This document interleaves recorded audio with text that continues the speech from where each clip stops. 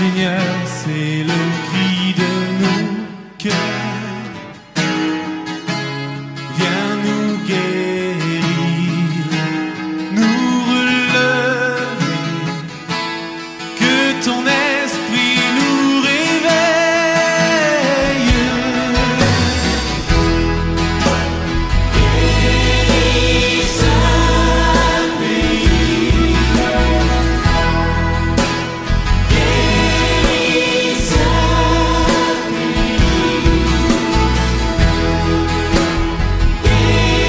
guéris ce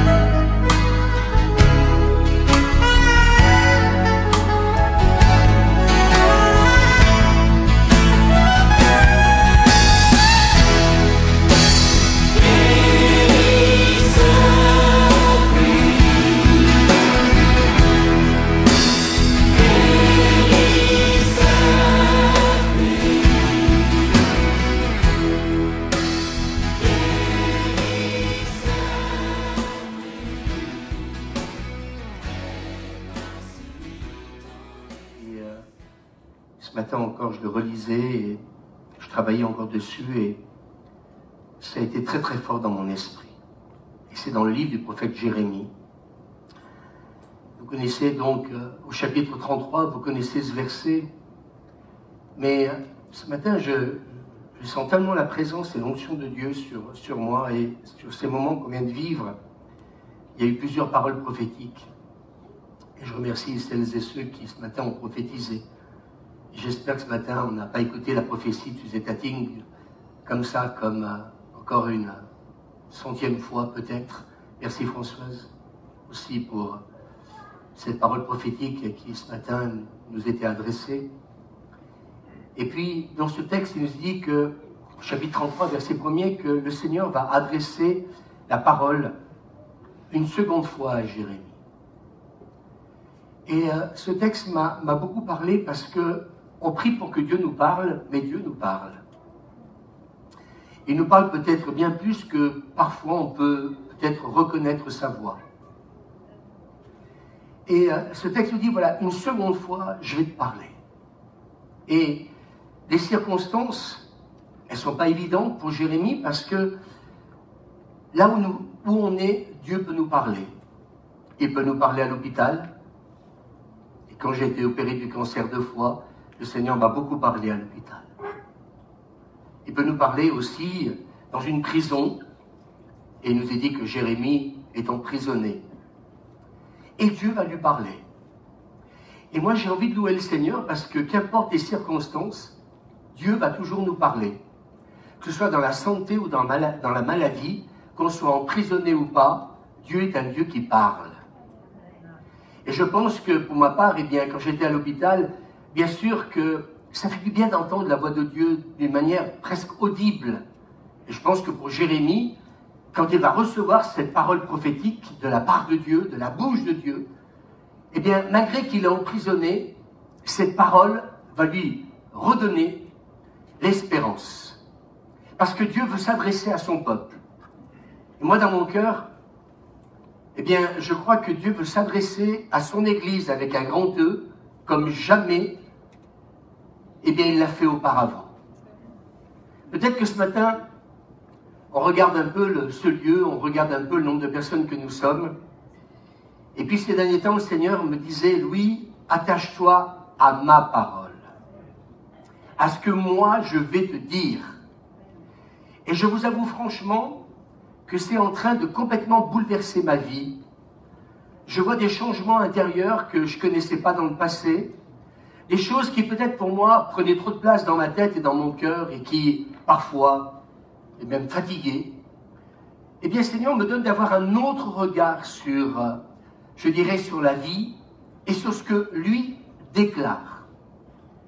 Et je voudrais vous dire ce matin, peut-être si tu passes par un moment difficile, qu'importe, je dirais, ce moment difficile, par où tu passes, ce qui est important, c'est que Dieu veut te parler, il veut me parler, et il nous parlera toujours malgré les circonstances de la vie.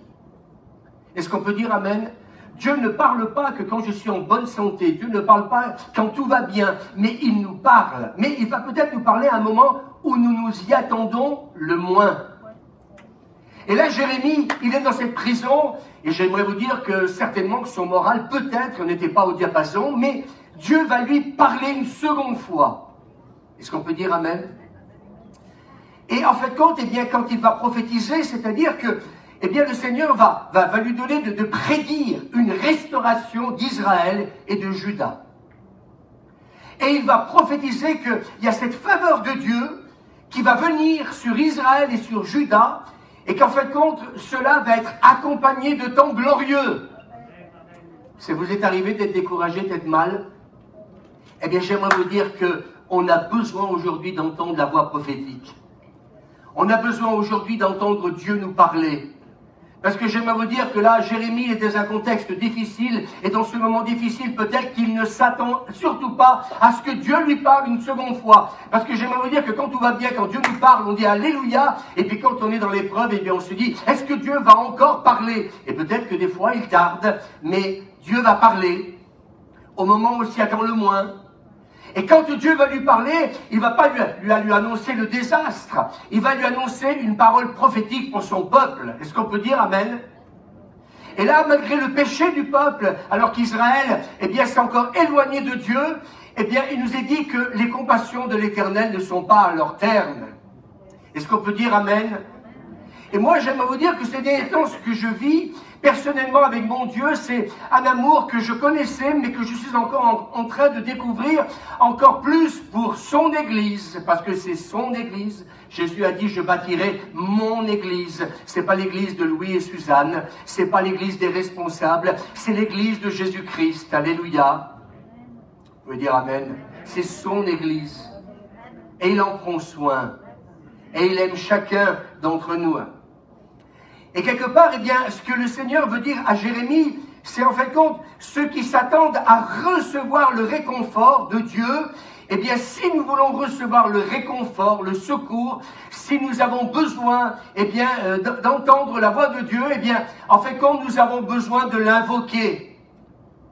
Et je pense qu'au mois d'août, quand le Seigneur nous a parlé avec Suzanne, en disant c'est bien, vous le faites, mais faites-le chaque jour. Parce que si vous m'invoquez, eh bien ce texte nous dit, voici ce que déclare l'Éternel, invoque-moi, fais appel à moi, et je te répondrai. Je te révélerai de grandes choses. On devrait sauter de nos chaises. Je te révélerai, oui, mais je suis en prison. Oui, je suis dans la maladie. Oui, je suis dans l'épreuve. Mais je te révélerai de grandes choses. Et j'aimerais vous dire que quand nous passons peut-être par la vallée de l'ombre de la mort, parfois quand nous passons des moments d'épreuve, des moments difficiles, eh bien c'est là qu'il faut continuer. Dis à ton voisin, c'est là qu'il faut continuer. Pas vrai Sabrina, c'est là qu'il faut continuer à l'invoquer. Et vous savez, ce que j'ai réalisé depuis des années, c'est que quand tout va mal, nous faisons une erreur. Et la grave erreur que nous faisons, c'est plutôt que de l'invoquer, mes amis, nous nous détournons de Dieu et nous essayons de trouver des solutions autres que celles de Dieu. Hier, je me suis décidé en fin de soirée à envoyer des SMS, des emails, etc. Enfin, pas des emails, un peu des messages un peu à tout le monde. Je vous avoue franchement que je n'ai pas voulu le faire pendant le réveillon parce que chaque année je le fais, puis je me suis dit, mais il y en a marre. On se retrouve avec des gens qu'on aime et puis j'en recevais par dizaines. Les WhatsApp et le reste. On est pasteur, les élus et tout le reste. Et puis j'ai pris le téléphone, j'ai même pas envoyé un SMS le soir du réveillon. Parce que je voulais profiter de mes amis avec qui nous étions. Et le matin, pareil. L'après-midi, pareil. Et j'en ai reçu, on en a reçu au moins plus d'une centaine. Vous savez ce que c'est, plus d'une centaine? Je suis pasteur. On n'est pas pasteur que de cette église. On a des élus, on a des autres pasteurs, on a d'autres chrétiens. Et puis hier soir, j'ai dû passer plusieurs heures à essayer de répondre, puis j'ai dit stop, oui, c'est bon, la cour est pleine, donc ce matin encore, j'en recevais encore plein. Et puis je me suis dit, mais c'est quoi le plus important? Le plus important, c'est d'invoquer Dieu. De l'invoquer quand justement, eh bien, tout va bien, et puis je peux le dire, mais quand tout va mal. C'est-à-dire, en gros, j'ai envie de vous dire ce matin, excusez-moi, mais je voudrais vous exhorter, continuons à l'invoquer. Et qu'est-ce que fait le diable? Eh bien, le diable, il veut, au travers de l'épreuve, nous décourager. Et en nous décourageant, vous savez ce qu'on fait? Et on fait l'erreur, écoutez bien, de se détourner de Dieu. Et de ne plus l'invoquer, de ne plus le rechercher. Jérémie est en train de vivre une injustice. Il n'a pas à être en prison. En plus, c'est le prophète de l'Éternel qui est là pour parler en son peuple. Et voilà, la récompense, eh bien, c'est de se retrouver, comment dire, en prison à cause du fait qu'il est le serviteur de l'Éternel et qu'il parle au nom de l'Éternel. Et ça lui coûte la prison. Mais dans la prison, eh bien, Dieu va lui rappeler, continue à m'invoquer. Ça me fait du bien ce matin. Peut-être que Dieu est en train de me parler. Mais au sein de sa prison, Dieu est en train de lui parler. Et il est en train de lui dire, mais continue s'il te plaît, continue à m'invoquer.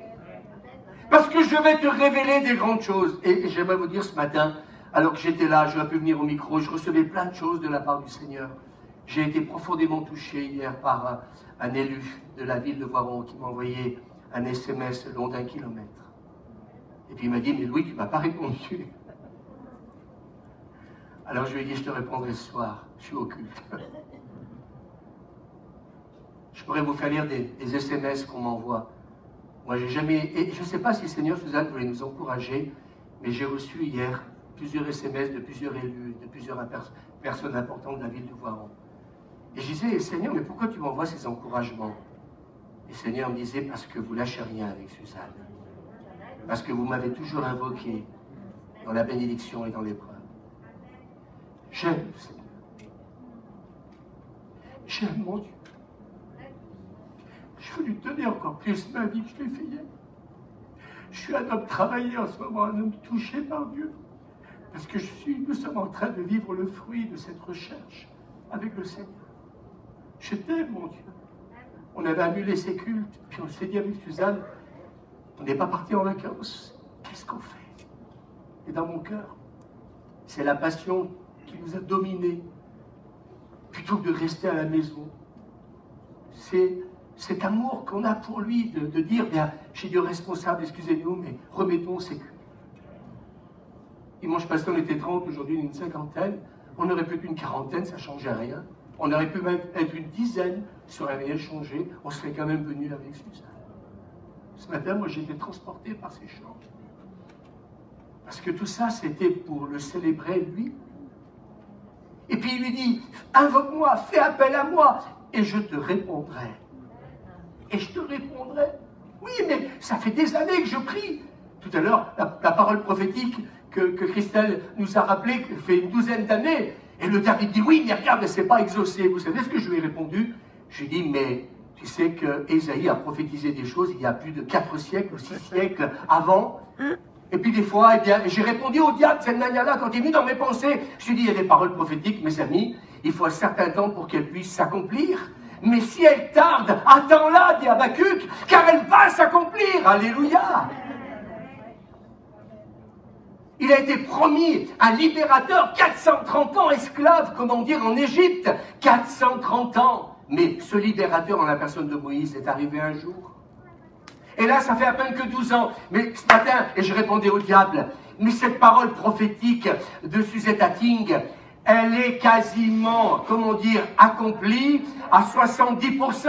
Pourquoi? Parce qu'elle avait dit le jour où les églises de la région se réuniraient, alors viendrait un réveil. Et cette parole prophétique a déjà commencé à s'accomplir. Alléluia. Et ce matin, c'est ce que je disais au diable. Tiens, prends-toi ça dans la figure. Elle est en marche. Elle est en train de s'accomplir. Demain matin, eh bien, nous avons rendez-vous avec les pasteurs de la région pour travailler à la prochaine réunion que nous aurons, comment dire, au Chandelier au mois de janvier. Alléluia, ce mois-ci. Il faut savoir répondre. Qu'est-ce que Jésus a dit? Il est écrit, quand le diable vient vous casser les pieds, prenez-moi cette parole et dites-lui avec une parole inspirée qui vient de Dieu. Dites-lui, il est écrit. Et ce matin, je lui ai dit, il est écrit. Il est écrit que cette parole prophétique s'accomplira. Il est écrit, Seigneur, que la gloire de la dernière maison sera plus grande que la première maison. Il est écrit, mes amis, eh bien que si nous l'invoquons, il va nous répondre, alléluia, amen, pour nous révéler, non pas des petites choses. Nous n'appartenons pas à un petit Dieu, nous appartenons à un Dieu illimité. Dites-le avec moi, à un Dieu qui est limité, qui était limité. Et nous avons besoin, et j'ai dit au Seigneur avant de terminer l'année, j'ai dit au Seigneur, apprends-moi la patience. Parce que dans l'impatience, et c'est quand la semaine passée, je me souviens plus, il y a eu, je crois, les 10 commandements, comment dire, à la télé. Et puis j'ai regardé à un moment ce film-là. Et je me suis dit, mais pourquoi, mes amis, ils ont fait le veau d'or? Et là, moi, ça m'a parlé, cette scène. Ils ont fait le veau d'or, mes amis, parce qu'ils n'ont pas su attendre que Moïse redescende de la montagne. Et à chaque fois, mes amis, eh bien que nous sommes impatients, nous allons chercher le secours ailleurs. Écoutez bien, j'ai le sentiment ce matin de ne pas te prêcher. Parce que là, j'ai que des textes bibliques. Je vous fais parler, je parle par le Saint-Esprit ce matin. Mais j'aimerais vous dire qu'à chaque fois que nous sommes impatients, d'un seul coup, c'est humain. Mais ce humain-là, j'en veux plus. C'est d'aller chercher l'aide ailleurs que Dieu. Et Moïse, écoutez bien, il est 40 jours et 40 nuits sur la montagne. Dieu est en train de lui parler. Et quand dans ce film, vous voyez que c'est des flammes de feu qui sont en train de s'inscrire sur la roche, je disais, mais mon Dieu, combien tu es grand. Combien tu es extraordinaire. Quand la mer Rouge s'est ouverte, vous savez, je me suis dit, en prêchant, il faudrait montrer ce film-là, une partie. Mais quand ça s'est ouvert, ça s'est passé, mes amis. Et là, quand j'ai regardé le film, je disais, le Seigneur me disait, tu vois, eh bien là, tu es en train de contempler mon surnaturel. Ce n'est pas qu'un film que tu es en train de regarder. Ils sont passés à sec. Dieu ne leur a pas dit, allez vous acheter un maillot de bain. Parce que vous allez traverser sur 1 mètre d'eau à la nage ou 1,50 m. Il leur a dit, vous passerez à sec. Et qu'est-ce qu'il a dit à Dieu? Vous voyez ces Égyptiens là que vous voyez là, qui sont en train de vous courir après pour vous zigouiller. Il dit, regardez-les bien parce que vous ne les verrez plus jamais. Il y a des choses, ce Covid aussi, nous prophétisons, alléluia, une nouvelle année. Hier, j'ai un docteur, un ami que j'aime avec Suzanne, Oui, un docteur, oui, qui m'a envoyé, j'ai envoyé une SMS, il m'a envoyé une tartine. Et j'ai beaucoup aimé parce que les gens prophétisent. Vous savez qui prophétise? Ah bah les masques. Et alors que c'est quelqu'un qui est très à cheval sur beaucoup de choses, il dit, mais cette année, alléluia, on va pouvoir enlever les masques.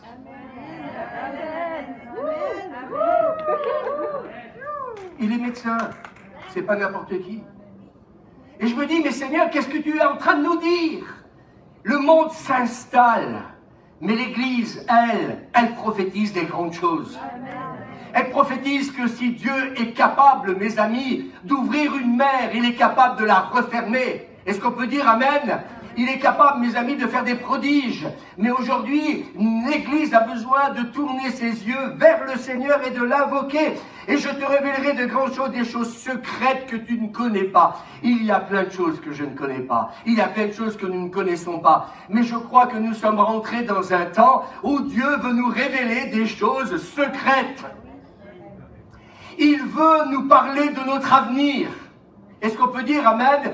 Il veut nous parler sur la destinée de notre Église qui est, mes amis, qui a été préparée pour vivre de grandes choses. Dites Amen, même si elle masse. Mais croyez-le avec moi, je voudrais vous emmener dans ce que Dieu m'a donné. Et je voudrais vous dire ce matin, je ne suis pas dans mes notes, je suis en train de parler avec mon cœur, mais aussi avec cette révélation que Dieu me donne. Parce que j'ai commencé en disant, c'est une parole prophétique. Une autre version dit, je te révélerai, écoutez bien, des réalités importantes et inaccessibles. Des réalités importantes et inaccessibles aux hommes. Des réalités que tu ne connais pas. Et moi j'ai dit au Seigneur, eh bien, fais-nous la grâce de nous révéler ces choses inaccessibles actuellement, mais qui deviennent accessibles à partir du moment où nous allons invoquer le Seigneur. Je voudrais vous dire ce matin avec Suzanne, nous sommes des témoins de cette recherche de Dieu tous les matins qui est en train de complètement bouleverser nos vies. Moi, j'aimerais dire, vous savez, ça fait depuis des années qu'on est convertis, on peut prêcher sur la prière autant qu'on veut. J'ai plus envie de prêcher des choses que je ne vis pas. Et d'ailleurs, j'ai jamais fait, c'est pas maintenant que je vais commencer. Mais tant que tu ne vis pas ce cœur à cœur avec Dieu, tant que tu ne vis pas ce que nous sommes en train de vivre depuis le mois d'août, d'une manière continue, on ne peut pas comprendre. On ne peut pas, mes amis, être confronté à des réalités spirituelles, à des choses qui sont inaccessibles. Donc, si tu ne prends pas ce temps, ce cœur à cœur, cette mise à part avec Dieu, je voudrais ce matin, non pas faire, comment dire, parler d'une certaine élite dans l'Église, mais je suis obligé de vous avertir et de vous dire que ces choses-là ne sont pas révélées à n'importe qui. Elles sont révélées à celles et ceux qui sont spirituels, c'est-à-dire qui sont pasteurs, qui sont leaders. Non, il peut même le révéler à un enfant. Et si cet enfant, il recherche Dieu tous les matins, si cet enfant, il prend du temps dans la présence de Dieu, il va lui être révélé des choses qu'il ne révélera même, peut-être même pas à son serviteur. Je voudrais vous dire ce matin, si Dieu a parlé à Moïse de la manière dont il a parlé, ce n'était pas parce qu'il était le chouchou et meilleur que les autres. Souvenez-vous qu'il a quand même tué un Égyptien. Donc tout ça, c'est pas oublié, c'est-à-dire ça n'a pas été quelque chose de positif, les choses avec Moïse au départ. C'est à Moïse aussi qui va faire des erreurs, qui dans la colère va aussi briser les tables de la loi. On va dire à un moment donné que Moïse a fait certaines erreurs, mais dans ces erreurs, parce que nous sommes humains, eh bien, il a toujours continué à chercher Dieu. Il a toujours continué à invoquer son Dieu. Et je voudrais vous dire ce matin, tout ce qu'il nous demande, en fin de compte, c'est qu'une chose, c'est qu'on puisse l'invoquer. Et je crois que ce matin, des fois, on se dit, mais Seigneur, même le minimum, mais fais le minimum. Mais le minimum, c'est de l'invoquer. Le minimum, c'est de le rechercher. Amen. Et je crois qu'il faut qu'avec joie, et moi j'aimerais vous dire, quand on vient le matin ici avec Suzanne, le dimanche, faisons monter joyeusement vers lui nos requêtes. Est-ce que quelqu'un peut dire Amen avec moi? Joyeusement. Seigneur, s'il te plaît, donne-moi le réveil. Oh, bénis tous ceux qui sont malades dans l'église. Et qu'est-ce que vous voulez que Dieu vous exauce? Joyeusement. C'est-à-dire que la foi, mes amis, que le Saint-Esprit met dans mon cœur, c'est de croire que Dieu va relever. Jean-Pierre a été entre la vie et la mort. Mollet. Il est sorti de l'hôpital cette semaine. Il a appelé avant-hier. Il va bien par la grâce. J'ai dit entre la vie et la mort. Vous savez ce que c'est? Son pronostic vital a été engagé pendant plusieurs jours. On a prié tous les matins. Plusieurs ont prié dans l'église. Et par la grâce de Dieu. Même l'infirmière, Jean-Pierre me disait. Il me disait que l'infirmière n'emmenait pas large. Elle lui a dit, mais vous êtes un miraculé, monsieur. On aurait dû vous mettre donc sur, comment dire, sur intubation et dans le coma artificiel. Ça a été la limite. Mais on ne l'a pas fait. On ne sait pas pourquoi, mais avec vous, on ne l'a pas fait. L'oxygène dans la tente où il était jusqu'à 95, c'est le maximum. Et puis, on a prié tous les jours, 80, 70, 50, 40. Et puis, je reçois un coup de téléphone de Françoise, mon fils m'a dit qu'il allait sortir. J'ai dit, mais attends, il y a encore 2 jours de ça, il était en réanimation entre la vie et la mort. Et 2 jours après, vous m'entendez, 2 jours après, Françoise me dit, mais ils nous ont annoncé qu'il allait sortir. J'ai dit à Françoise, est-ce bien sage? Et effectivement, j'appelle, ça va Françoise? Elle me dit oui. Et Jean-Pierre, alors comment il va à l'hôpital? Je dis non, il est à la maison. D'accord. Je parle avec lui.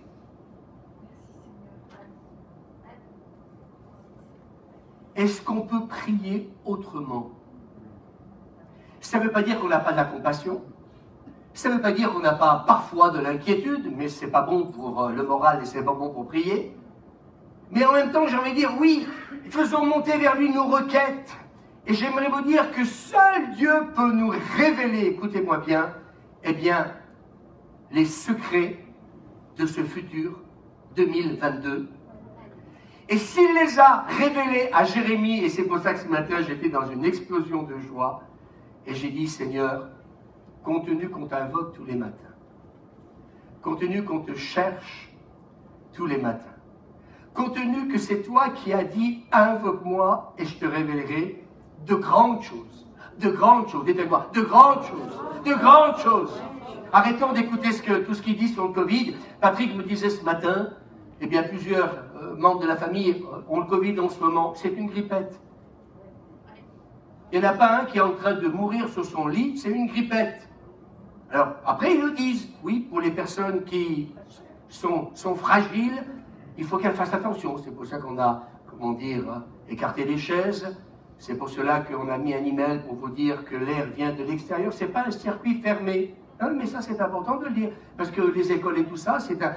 Donc, tout de, comment dire, le gaz carbonique, il remonte dans les filtres et hop. Vous ne croyez pas qu'on était inspiré quand on a acheté l'église de mettre le système là? On n'aurait pas mis, c'est pour ça qu'on n'avait aucun cas de Covid, je le signale, dans l'église, à l'extérieur, mais pas dans l'église. Alors je suis en train de vous dire, mais pourquoi? Ouais, donc si, c'est vrai.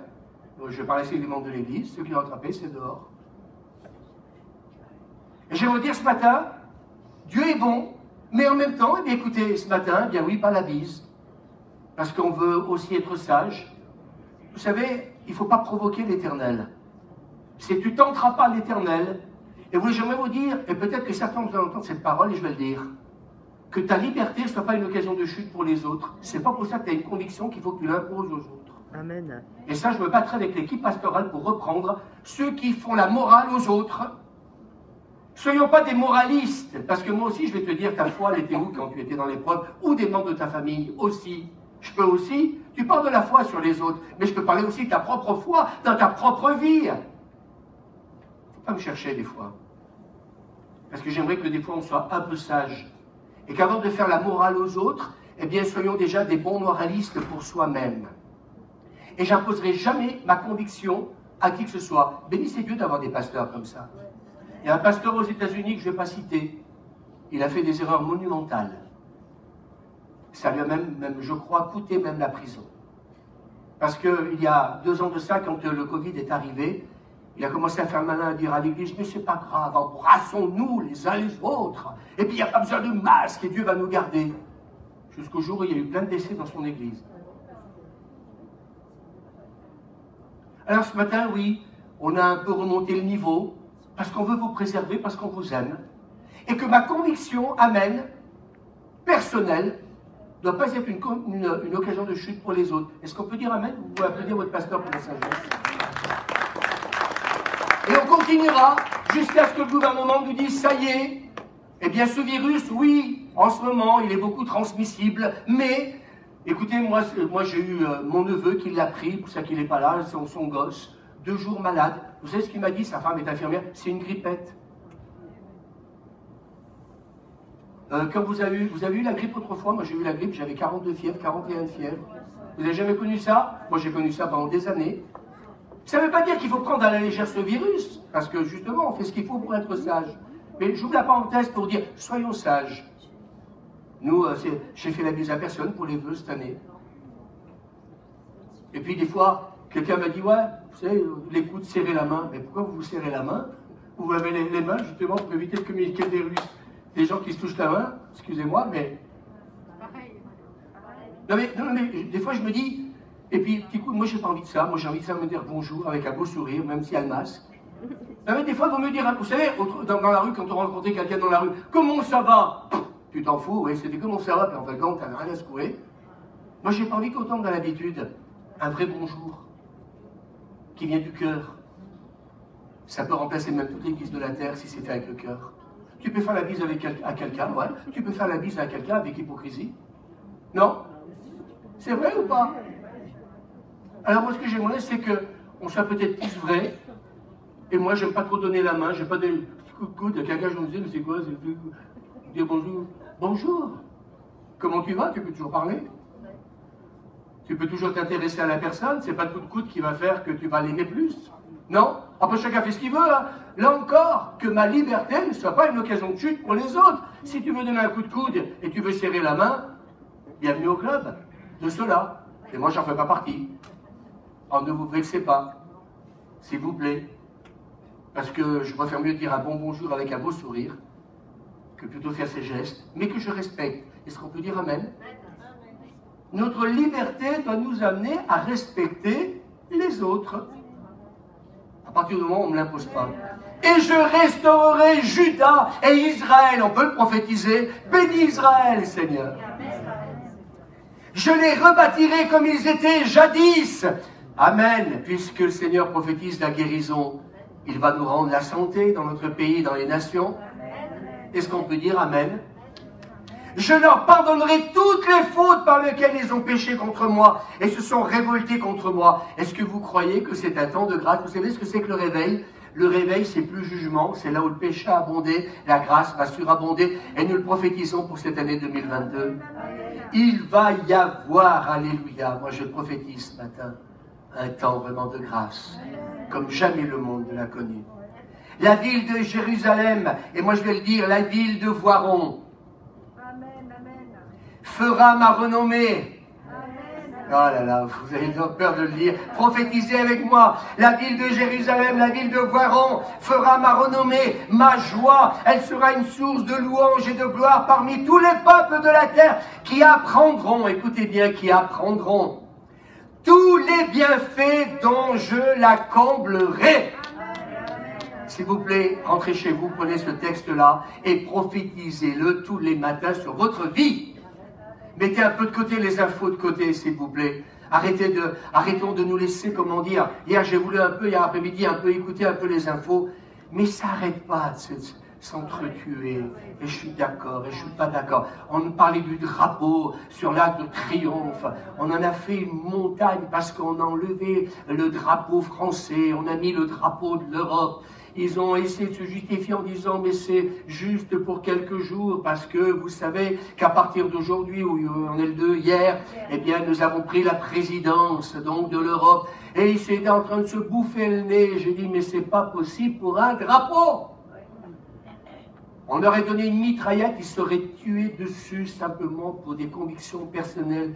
Est-ce que vous croyez que notre président renie la France parce que tout simplement il a mis le drapeau européen?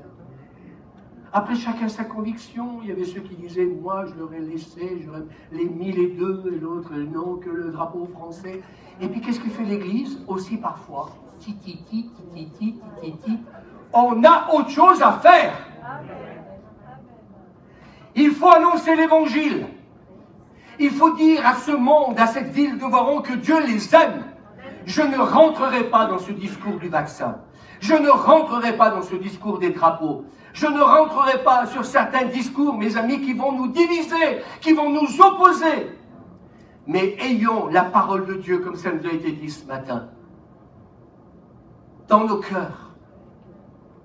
Et s'il vous plaît, comme le président l'a dit, je n'ai pas écouté son discours, mais dans ce moment, ils ont simplement relevé un petit morceau qui disait « Recherchons l'unité ». Ah, bien entendu.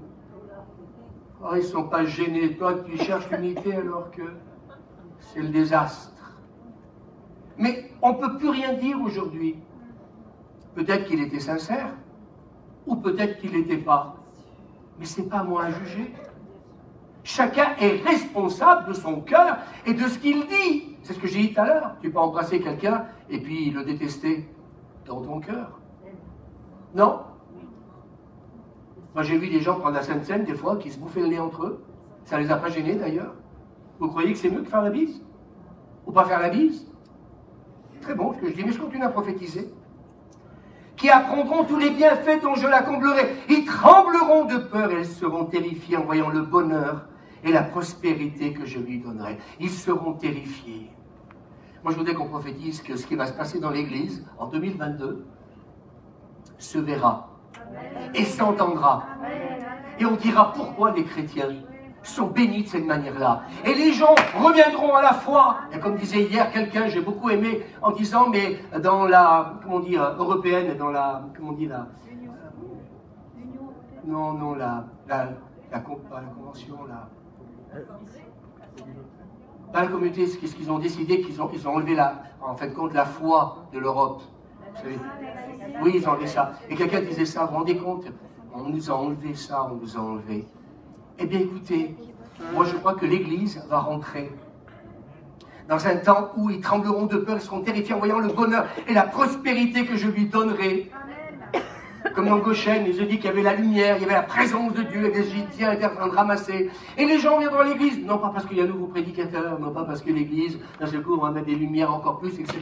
Ils viendront parce qu'ils diront, nous on veut être bénis comme ils sont bénis. C'est marqué, oui ou non? C'est pour Israël, mais, oh mes amis, nous sommes greffés à l'olivier, hein? Est-ce qu'on peut dire Amen? Moi, je veux qu'on arrête de me parler que d'Israël, excusez-moi. Je veux parler d'Israël, ce peuple que j'aime, alléluia. Et nous l'aimons avec Suzanne. Mais nous parlons aussi d'Église. Et autant, comment dire, Israël que, comment dire, que l'Église, nous sommes destinés à cette même bénédiction. Est-ce qu'on peut dire Amen? Et la prospérité que je lui donnerai, en voyant le bonheur et la prospérité que je lui donnerai, la ville serait pour Dieu un sujet de joie, de louange, de gloire, parmi toutes les nations qui seront étonnées et émues de tout le bonheur et de toute la prospérité que Dieu accorderait à son peuple. Est-ce qu'on peut dire Amen? Voici ce que déclare l'Éternel au sujet de ce lieu qui est, selon vos dires, un pays dévasté, où il ne reste plus rien, ni humain, ni bête. Et c'est peut-être un peu ce qu'on a vécu pendant 2 ans, la désolation. Mais voilà ce que dit donc Jérémie par le Saint-Esprit. Les villes de Juda et les rues de Jérusalem sont désolées, privées d'habitants, sans être humains ni bêtes. On y entendra encore. On y entendra encore. Est-ce qu'on peut le prophétiser, Suzanne, pour cette nouvelle année 2022? On n'a entendu que le chaos, que des choses négatives. On y entendra encore les cris de réjouissance et d'allégresse. La voix du marié, de la mariée dans le temple de l'Éternel, dans l'église, dans le temple de l'Éternel. Est-ce qu'on peut dire Amen? Célébrez l'Éternel, le Seigneur des armées célestes, car l'Éternel est bon et son amour durera toujours. Car je restaurerai le pays pour qu'il soit... Il y a la désolation en ce moment. Je prophétise ce que Jérémie est en train de prophétiser, ce que Dieu est en train de lui dire. Car je restaurerai le pays qu'il soit comme autrefois. C'est pas moi qui le dis, c'est marqué. L'Éternel le déclare. Et Dieu est en train d'illustrer la joie et l'allégresse qui vont venir à Jérusalem et en Juda, ainsi que la paix et la prospérité. Et peut-être que certains sont en train de me dire, Ou peut-être qu'il le pense, mais il est en train de nous dire tout le contraire de ce qu'on vit en ce moment.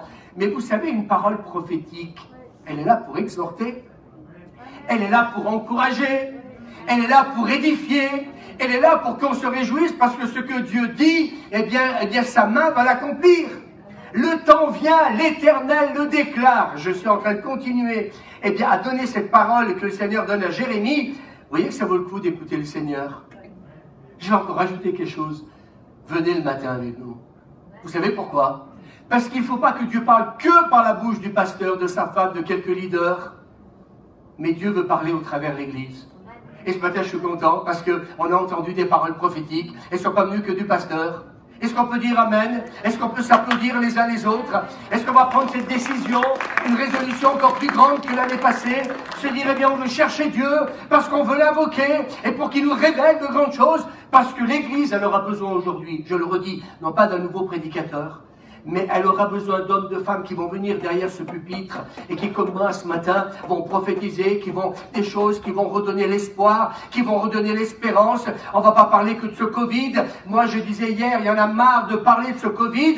Parlons, alléluia, des bontés de l'Éternel. Parlons de la guérison. Parlons d'un avenir qui va être meilleur. Je crois dans le terme de ce que nous avons lu tout à l'heure et qu'ensemble, nous puissions nous exhorter et nous faire du bien. Est-ce qu'on peut dire Amen? Le temps vient, l'Éternel le déclare, où je vais accomplir. Le temps vient. Le temps vient, dites-le avec moi, où je vais accomplir cette promesse. Le temps vient. Pour ça que ce matin j'étais excité, pour ça que j'étais bouleversé tout à l'heure, où je vais accomplir cette promesse de bienfait que j'avais prononcée pour le royaume d'Israël et celui de Juda, la cité de lumière, les églises du pays du Voironnais et de la France et des nations entières. Et je dis Amen. Est-ce qu'on peut applaudir le Seigneur, s'il vous plaît? Si vous êtes prophétique comme nous sommes, Seigneur, s'il m'a donné ce texte.